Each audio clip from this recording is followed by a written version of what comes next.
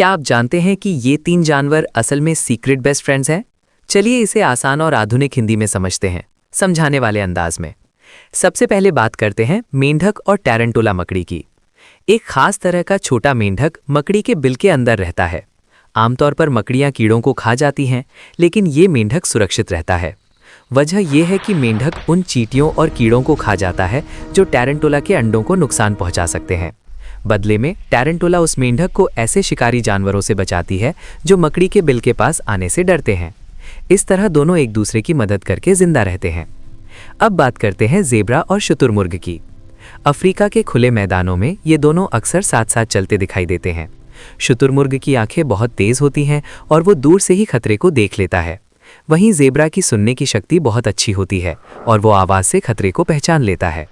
जैसे ही इनमें से कोई एक सतर्क होता है, दूसरा भी तुरंत तैयार हो जाता है। इसी तालमेल की वजह से दोनों की जान बचने की संभावना बढ़ जाती है। आखिर में बात करते हैं ऑक्सपेकर पक्षी और अफ्रीका के बड़े जानवरों की। ये छोटा सा पक्षी गैंडे, जिराफ और भैंस जैसे बड़े जानवरों की पीठ पर बैठकर रहता है।